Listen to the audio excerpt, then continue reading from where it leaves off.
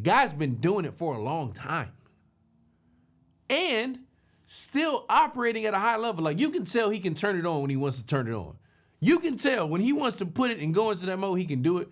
And so Jay-Z had this quote. He said, listen, you know, you make a big record, you have a big splash, you know, we call that being hot. Anybody can be hot.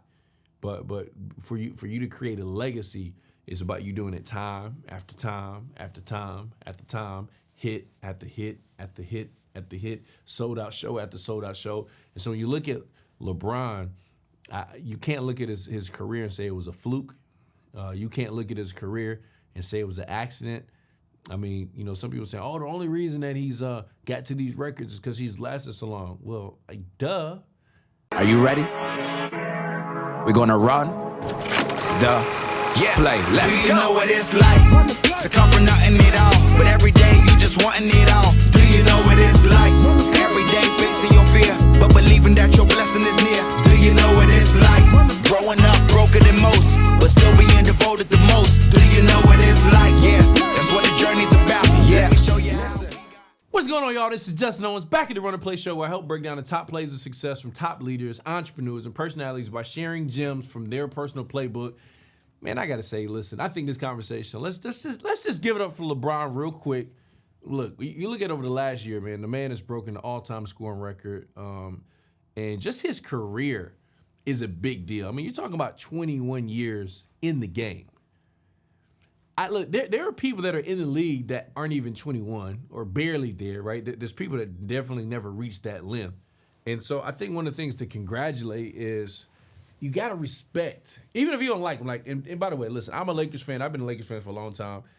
And I was of the opinion you could literally only be a LeBron or a Kobe fan, right? And I was a Kobe fan for a lot of reasons, right? But after you watch his game, right, and I really didn't watch his game at a high level until he came to the Lakers, unless he was in Miami, is that I think you got to look at his career from a couple angles. But I first think we need to celebrate the man, LeBron, right? Like, from a legacy standpoint, he's probably considered one of the greatest basketball players of all time. Definitely of this generation. And the record that he set, I mean, that just sets it for history. I mean, no matter what, I mean, that was a record people never thought he was going to reach. And, you know, I can't say that, you know, when he broke the record, everybody was super excited because they knew what that meant. I mean, I think a lot of people knows, listen, if he gets one more ring, he gets one more. I mean, it's not even an argument about his place, but, you know, him as a man, I will say this, listen, I don't know. Now, I'm not going to say the man's never stepped out on his relationship or anything like that, but when you look at his legacy, he hasn't had any scandals up until this point. He's always had a respectful relationship with his kids. I mean, the way he's there. Like, I know people that have less demanding jobs that show up less for their kids. I'm gonna say that again. There are people that I know that have less demanding careers that show up less for their kids. I mean, you see him on the sideline, you see him at the games, you see him practicing with them, you see him been working with them. And this has been going on for a very long time, while at the same time having one of the probably hardest careers of an athlete for a very long time. You're talking about this guy has been in front of the camera since before he was in the league, but especially since he got in the league. You're talking about from 18 to now. I mean, you being under a microscope, having the camera on you everywhere you go, every conversation you have, people are trying to find out what you got going on, listening to. I mean, the guy has been an example, an ambassador to the league. And so I think, you know, from a legacy standpoint, you got to give it up for him for that. Number two, longevity. This dude has been playing at an elite level for over 2 decades. And his record that he has is a testament to his longevity. And man, what comes with that, the longevity, guys, listen, come on now. I know people, again, I'm 36, right? Like, there are people that I played basketball with when I was a kid, and we just played from time to time and still can't play no ball now. The guy's been doing it for a long time.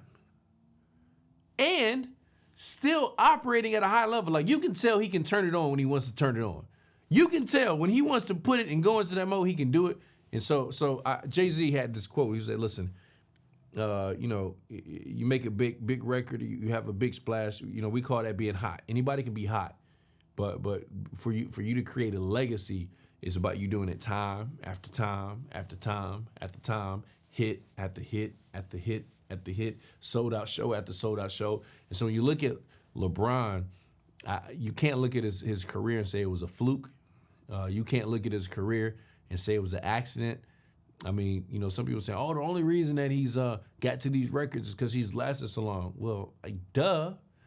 That's because most of the people, they couldn't do it. Some of these people wanted to still play, but they just couldn't.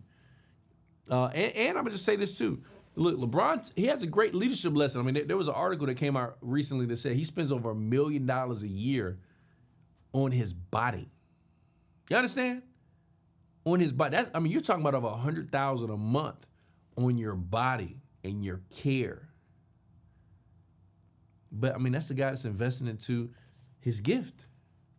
And I feel like if you're a leader, you got to say, man, what is my gift? And am I willing to invest like that into my gift? Now, I'm not saying $1 million, but I'm saying, are you willing to go all in on your gift? Is it speaking, right? Are you a creative, right? Like, what skill sets do you have that on a yearly basis? He doesn't do this every so often. Every year, he's investing into his body. So that's big. And then you look at his impact on the game.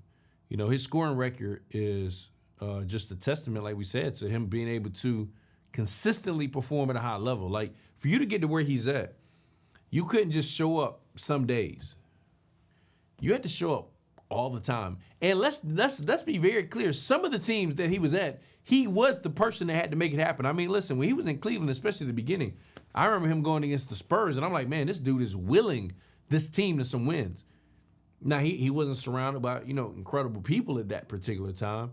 But, I mean, what he's been able to do in the game shows the impact he's made on the game, because a lot of the moves that he made changed the whole, you know, the state of the NBA. Like, the people started making moves because of moves that he was making, places that he was going, where he was. I mean, literally, the impact on the game has been, you know, bar none, probably one of the best that I've seen in the industry. And, I mean, we're talking about at a time when Kobe was playing, and that's not an easy thing to do when Kobe being Bryant is playing in the game. And then we talk about his resilience. I mean, he's tough. He's faced a lot of challenges, and not all of them physical, but of course he's had some injuries. But I mean, scrutiny of his decisions, you know, going here, leaving there, you know, the pressure that comes to being with the roles that he's had, and his ability to hit these records is showing that, like, man, in the midst of challenges, in the midst of difficulty, in the midst of being a father, in the midst of being a husband, in the midst of being, you know, present for your kids, in the midst of being, you know, this celebrity, in the midst of giving back in the environment, in the community, you're still able to show up every night that you hit the court, right? You look at his averages per game. I mean, you really can't really deny them. And you know, I think the other thing you look at is the conversation between the debate between him and MJ. One, I don't think it's one you can really debate. But when you look at him between like MJ and Kobe and all the other greats, the scoring record and him operating at this high level really just sets the tone for that conversation. And I think, man, the lesson for us is, all of us, especially entrepreneurs and leaders, is like, yo, sometimes people can debate and go back and forth, but what people can't talk about and what they can't debate are the numbers. Like, think about it. Anybody that's going against him, the only thing what they come down to is what? How many rings does he have? Well, I think that's a loose debate, right? Because, I mean, how many rings does Robert Horry have? He's got more than him, but I wouldn't say Robert Horry is a better basketball player than LeBron. So I don't think that's the only fair aspect, right, of scoring, right? Bill Russell's got a lot, but I can't say Bill Russell's better than LeBron. I'm not saying he's not good either, but I don't know if I can say he's better than LeBron. And so I think you know, him continuing to go on, and the further he goes along, I mean, man, imagine he starts playing with his kids. I mean, that's going to be a whole different level. And so we're talking about his legacy on the court, but I want to talk about a second a little bit. Like, you got to now look at what the guy's been able to do off of the court. I don't think there has been a player that has done more off of the court in their prime while they're still playing like LeBron has done it. And, by the way, he's done it with his same group of friends. Now, I think that has to say a lot. Why? Because, man, it's a special person to be able to keep good people around you for a long period of time and allow them to be able to grow and shine in their gifts and allow them to win in their own right, and to trust them. Anybody I see typically in business that keeps good people around them for a long period of time, I tend to trust them because other people have trusted them. And when I meet people, I'm just being transparent in business. When I meet people that, man, they don't have anybody that's been around them for a period of time, and I'm not even just talking about in business, I'm just talking about like friends. When I feel good, it's like somebody's like, man, this has been my assistant for 10 years. You know? This person's been on my team for 5 years, right? You look at that, and you look at his teammates.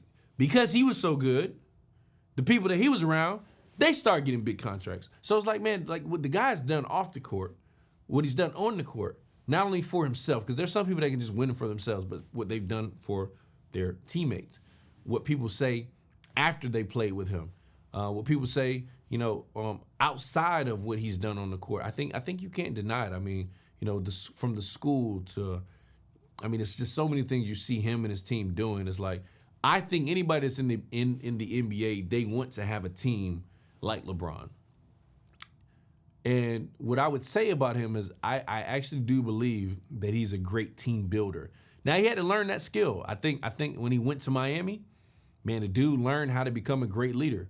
And I think that's a lesson for us. Like, sometimes you got to put your ego aside and say, hey, man, I got to learn how to win. But now that he understood how to win, now he could take his gifts, he could take what he learned, and he could go really into any environment, and he knows what is required to win a championship. And I think anybody that's in business, anybody that's a leader in any environment, you have to learn how to win. That's one of the first prerequisites. If you haven't learned how to win, find somebody in your field. Find somebody that's around you that has won on a high level and find out what it takes to win.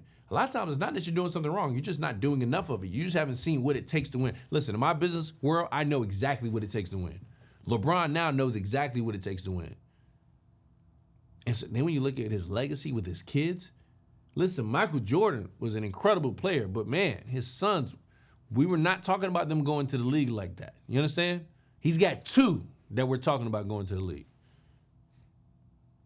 That's a big deal. Because now it shows that, hey, not only is he a great athlete, but now he's a great teacher. He's been able to develop his kids to be great. And obviously, we don't know how that's going to turn out. But I think he might be the first one that we've seen play at the level that he's played at. Have some kids come behind him with the same kind of hype and anticipation that he has. Now, like I said, I'm not saying that, you know, that they are the best the world's ever seen. I can't say that. But, man, he's positioning his kids because of his gift to be in position to win big. Why? Because everybody knows, whoever gets Bronny gets LeBron. And some people are going to take him just so they can get LeBron because they know his impact on the game. They know what he does, how he's going to show up day in, day out, and what it's going to mean for them. If they can get it done to win a championship, be the first father-son combination in the history of sports to play on the same team. I mean, I think that's just something special. And then, if he can somehow make it last until, you know, his next son comes out, I mean, I think that's just going to seal the deal indefinitely, because somebody would have to do, in my opinion, what he's done on the court, what he's done off the court, and what he's done with his kids and his family for them to even be in the conversation of being one of the greats. So it's LeBron, man, shout out to you, bro. And I think you are a great example, especially for us African-American brothers, and how to build a team, how to put the right people around you, but then how to show up every single day, be consistent in the midst of the naysayers, in the midst of the haters, in the midst of people doubting you, in the midst of people wanting you to lose, man, and still show up, be friendly, be kind, be nice, be thoughtful. But, man, when you step on that court, you do what you do best, man. So, look, we got some plays from Mr. LeBron James.